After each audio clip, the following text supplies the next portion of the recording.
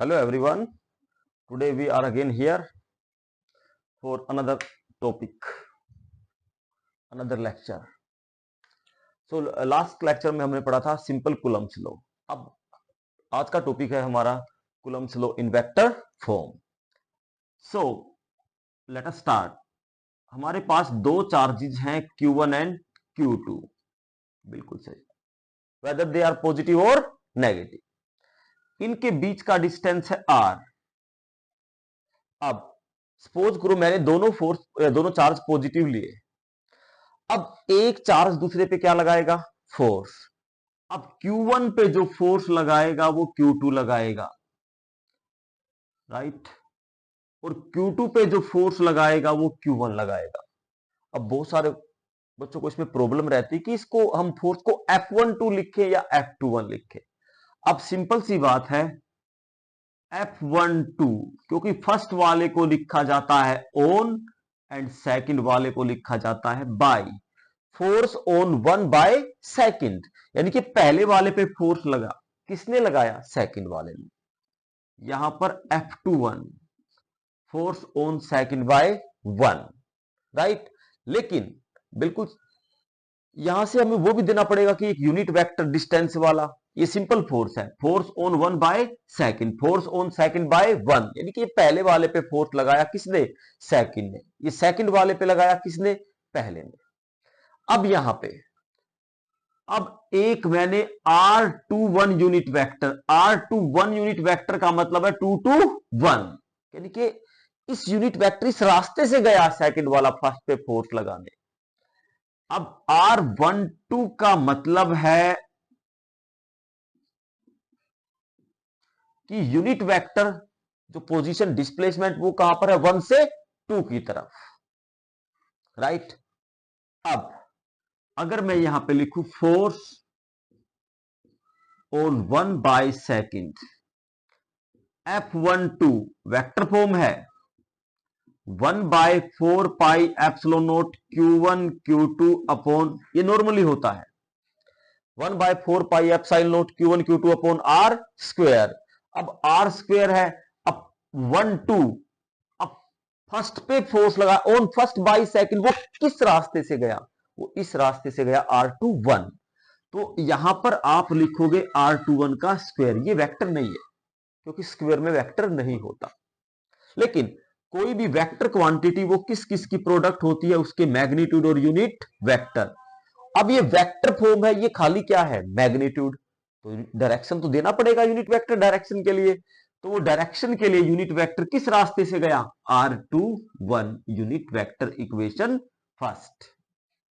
Similarly force on second by 1, अब second पे जो फोर्स लगा किसने लगाया? 1 ने. F21 vector 1 by 4 pi epsilon naught Q1 Q2 R12 का स्क्वायर. क्यों? पहले तो वो इस रास्ते से गया था, अब ये इस रास्ते से, तो ये R12 का स्क्वायर. लेकिन वेक्टर को रिप्रेजेंट करने के लिए मैग्नीट्यूड और डायरेक्शन, यहां पर क्या लगाना पड़ेगा? Unit vector, right? अब मैं इनको मॉडिफाई कर सकता हूं. जैसे मेरे पास इक्वेशन फर्स्ट है, आपको पता है कि कोई भी वेक्टर क्वांटिटी एक प्रोडक्ट होती है उसके मैग्नीट्यूड एंड यूनिट वेक्टर की. सो यूनिट वेक्टर क्या होगा? Vector upon its magnitude. बिल्कुल, कि कोई भी वेक्टर क्वांटिटी किस किस की प्रोडक्ट होती है उसके मैग्नीट्यूड एंड यूनिट वेक्टर. तो यूनिट वेक्टर क्या होगा? Vector upon its magnitude.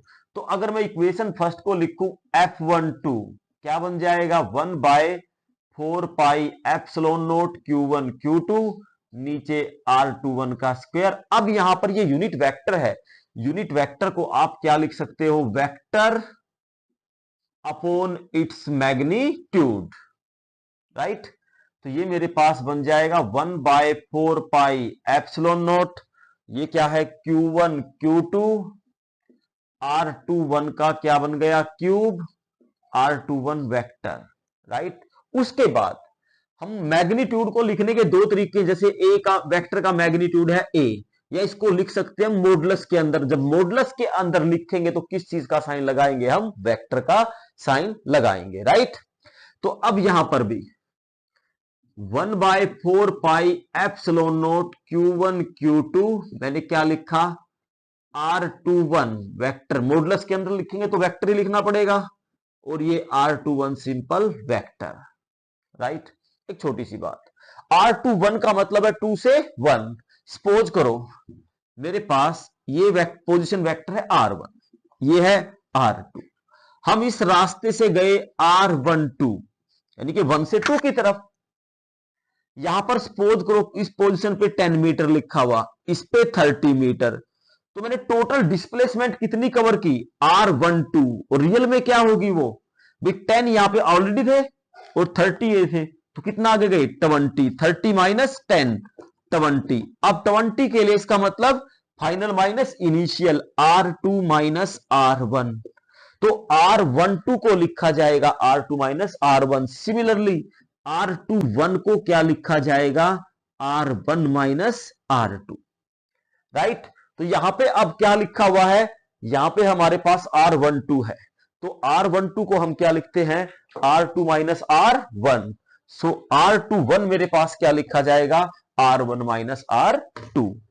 तो उसके बाद 1/4 पाई एप्सिलॉन नोट, क्या लिखेंगे इसको, Q1 Q2 upon R1 minus R2, modulus है, मैग्नीट्यूड है, ये वेक्टर फॉर्म है, इसको आप मॉडुलस में नहीं लिख सकते, R1 माइनस R2, ये वेक्टर फॉर्म। सिमिलरली मेरे पास F21 क्या बन गया, 1/4 pi epsilon note Q1 Q2 R2 minus R1, 1 की जगह 2, 2 की जगह 1, और ये क्या बन जाएगा R2 माइनस R1, राइट। तो दोनों में एक ही फर्क है, R21 यहां पर क्या है R12, इसका मतलब एक चीज क्लियर है, R21 किसके इक्वल होगा, माइनस R12, सो F12 भी किसके इक्वल होगा, माइनस F21। ये किसको ओबे करता है, Newton third law of motion, and this is the vector form of Coulomb's law, right. अब एक क्वेश्चन करते हैं, बहुत अच्छा क्वेश्चन है जो कई बार सीबीएसई बोर्ड में भी आ चुका है, राइट। तो क्या है वो क्वेश्चन, ध्यान से समझना।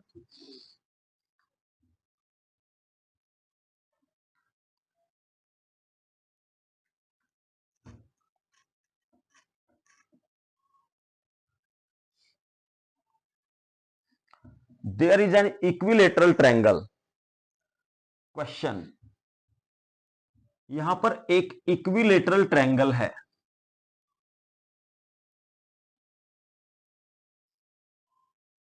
ए बी सी,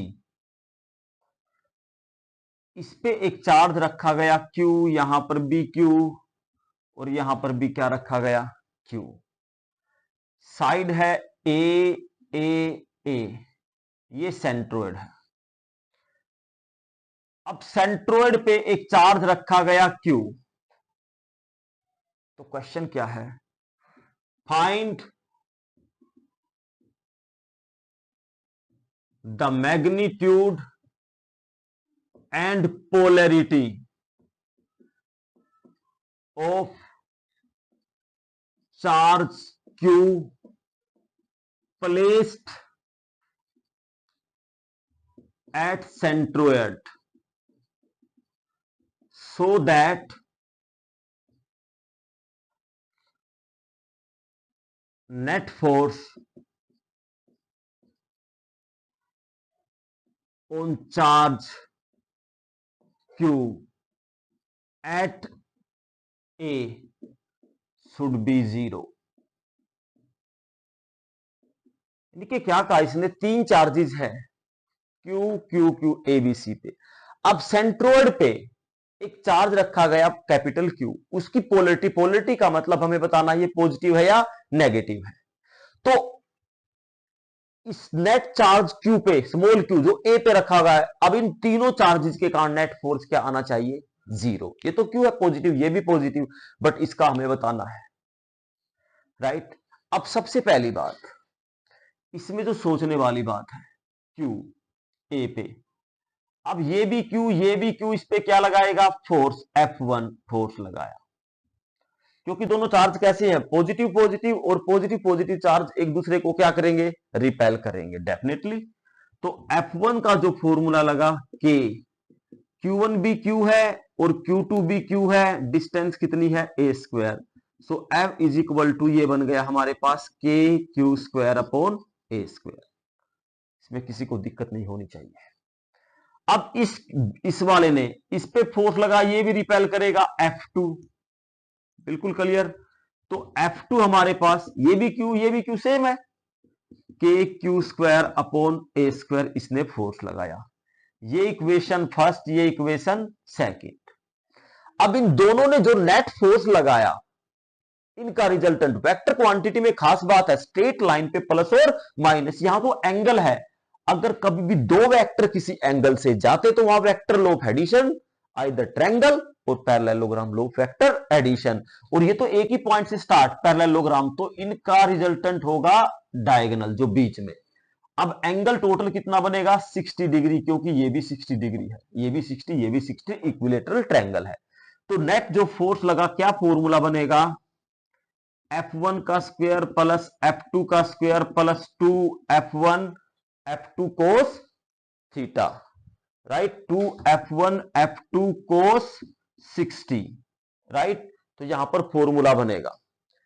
तो अब उसके बाद हमारे पास F1 और F2 का मैग्नीट्यूड क्या है, सेम, तो मैं F1 को F2 लिख सकता हूं या F2 को क्या लिख सकता हूं, F1। सो मैंने ये भी F1 का स्क्वायर प्लस F1 का स्क्वायर 2, ये F1 का स्क्वायर, कोस 60 की वैल्यू 1/2, 2 से 2 क्या हो गया, कैंसल। तो नेट फोर्स मेरे पास क्या बन गया, F1 का स्क्वायर F1 का स्क्वायर F1 का स्क्वायर, तो 3F1 का स्क्वायर, ये बन गया √3F1। तो √3F1 की वैल्यू कितनी है, के क्यू स्क्वायर अपॉन ए स्क्वायर, बिल्कुल सीधी सी बात। लेकिन अब ये जो फोर्स लगा वो कहां पर लगा, ऊपर की तरफ। तो इस क्यू पे इन दो चार्जेस ने जो नेट फोर्स लगा ये लगाया है, क्योंकि एक ने ये एक ने ये, इनका रिजल्टेंट ऊपर। अब ये ऊपर की तरफ है तो क्यू वाला इतना ही फोर्स कहां पर लगा दे, नीचे की तरफ। तो क्यू की पोलरिटी, क्योंकि पॉजिटिव को नेगेटिव क्या करेगा, अट्रैक्ट, तो पोलरिटी तो क्या हो गई, नेगेटिव, बिल्कुल छोटी। लेकिन जब जीरो फोर्स लगाना है किसी पे, सपोज करो ऊपर 10 न्यूटन फोर्स है तो नीचे भी कितना लगाना पड़ेगा, 10 न्यूटन। इसका मतलब ऊपर ये फोर्स लगा तो नीचे भी इतना ही फोर्स लगाना पड़ेगा, तभी नेट फोर्स क्या बनेगा, 0। चलो, तो अब इसके इक्वल ये फोर्स कितना था, √3 के क्यू स्क्वायर अपॉन ए स्क्वायर। अब ये वाला फोर्स कितना लगाएगा इन दोनों के बीच, एक क्यू है एक माइनस क्यू है, तो के small Q capital Q, minus लिखते नहीं क्योंकि हमें केवल मैग्नीट्यूड निकालना, माइनस का हमें पता लग चुका है, माइनस वाला डायरेक्शन इंडिकेट करता है। नीचे डिस्टेंस, हाँ ये बहुत सारे बच्चों को पजल रहती है कि किसी भी वर्टिसिस से जो सेंट्रोइड की डिस्टेंस होती है वो 2:1 में डिवाइड होती है, लेकिन इक्विलेटरल ट्रायंगल में हमेशा याद रखना साइड बाय √3, तो a/√3 डिस्टेंस होती है सेंट्रोइड से, किसकी, वर्टिसेस की। तो a/√3, a स्क्वायर √3 का स्क्वायर हो जाएगा, ऊपर क्या चला जाएगा, 3। अब k से k क्या हो गया, कैंसल, a स्क्वायर से a स्क्वायर, एक q से q कैंसल, तो कैपिटल Q क्या बन गया, small q upon √3, 1 minute, small q upon ये 3 नीचे चला गया, राइट, और √3 ऊपर। अब हम Q को क्या लिख सकते हैं, Q/√3 को लिख सकते हैं √3 इंटू √3, और ऊपर √3 है, √3 से √3 कैंसिल, तो Q क्या बन गया, -Q/√3। अब ये मत सोचना कि माइनस मैंने क्यों, अरे माइनस का तो हमें पहले ही पता लग गया था, किसकी पोलरिटी क्या है, नेगेटिव, राइट। तो बड़ा इंपॉर्टेंट क्वेश्चन, राइट। तो वेक्टर में दो बातें ध्यान रखो, स्ट्रेट लाइन पे प्लस और माइनस, अगर किसी एंगल से है तो पैरेललोग्राम लो वेक्टर एडिशन। Thank you.